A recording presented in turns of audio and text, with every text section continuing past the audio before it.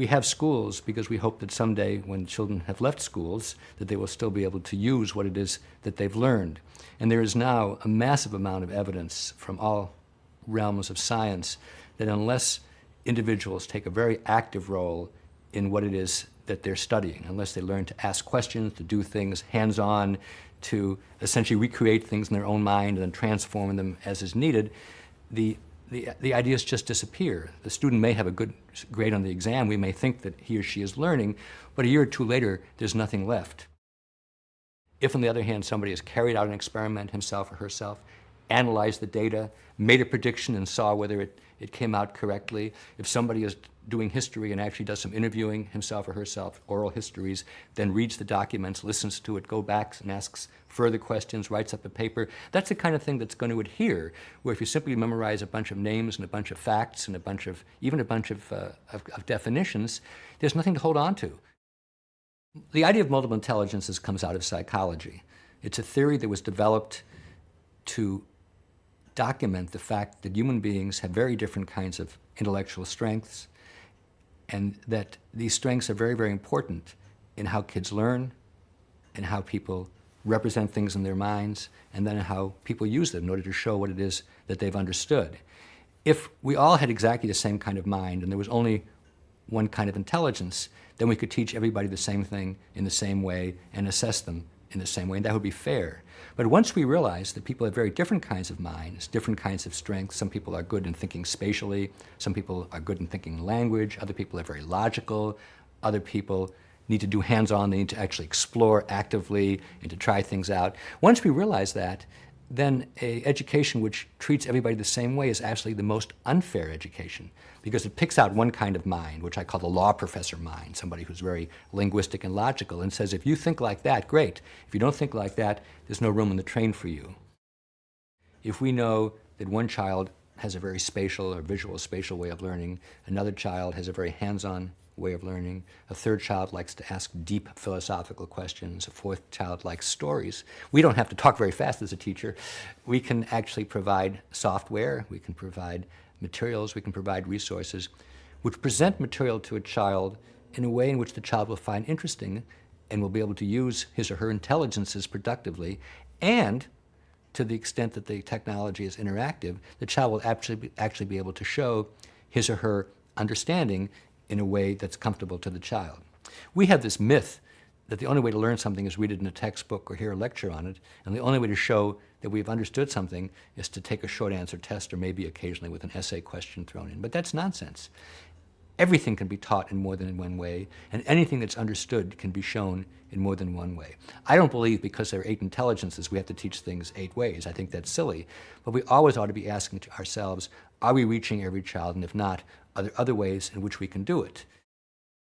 I think that we teach way too many subjects and we cover way too much material, and the end result is that students have a very superficial knowledge, as we often say, a mile wide and an inch deep, and then once they leave school, almost everything's been forgotten. And I think that school needs to change to have a few priorities and to really go into those priorities very deeply. So let's take the area of science. I actually don't care if a child studies physics or biology or geology or astronomy before he goes to college. There's plenty of time to do that kind of detailed work. I think what's really important is to begin to learn to think scientifically, to understand what a hypothesis is, how to test it out and see whether it's working or not. If it's not working, how to revise your theory about things. That takes time. There's no way you can present that in a week or indeed even in a month. You have to learn about it from doing many different kinds of experiments, seeing when the results are like what you predicted, seeing when they're different, and so on. But if you really focus on science in that kind of way, by the time you go to college, or if you don't go to college, by the time you go to workplace, you'll know the difference between a statement which is simply a matter of opinion or a prejudice and one for which there's solid evidence. The most important thing about assessment is knowing what it is that you should be able to do. And the best way for me to think about it is a child learning a sport or a child learning an art form. Because there it's completely unmysterious what you have to be a quarterback or a figure skater or a violin player. You see it, you try it out, you're coached, you know when you're getting better, you know how you're doing compared to other kids. In school, assessment is mystifying. Nobody knows what's going to be on the test, and when the test results go back, neither the teacher nor the student knows what to do. So what I favor is highlighting for kids from the day they walk into school, what are the performances and what are the exhibitions for which they're going to be accountable. Let's get real. Let's look at the kinds of things that we really value in the world. Let's be as explicit as we can. Let's provide feedback to kids from as early as possible, and then let them internalize the feedback so they themselves can say what's going well, what's not going so well. I'm a writer, and initially I had to have a lot of feedback from editors, including a lot of rejections. But over time, I learned what was important. I learned to edit myself, and now the feedback from editors is much less necessary. And I think anybody as an adult knows that as you get to be more expert in things, you don't have to do so much external critiquing. You can do what we call self-assessment. And in school, assessment shouldn't be something that's done to you. It should be something where you are the most active agent.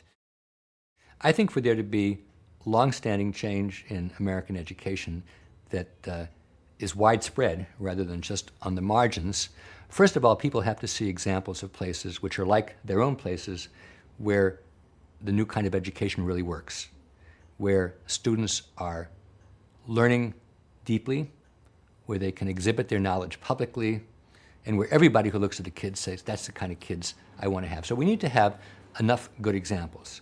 Second of all, we need to have the individuals who are involved in education, primarily teachers and administrators, believe in this, really want to do it, and get the kind of help that they need in order to be able to switch, so to speak, from a teacher-centered, let's stuff it into the kid's mind kind of education to one where the preparation is behind the scenes and the child himself or herself is at the center of learning. Third of all, I think we need to have assessment schemes which really convince everybody that this kind of education is working. It does no good to have child-centered learning and then have the same old multiple choice tests which were used 50 or 100 years ago.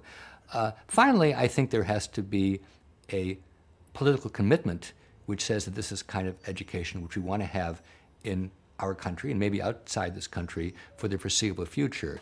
And as long as people are busy bashing teachers or saying that we can't try anything new because it might fail, then reform will be stifled as it has been in the past. For more information on what works in public education, go to edutopia.org.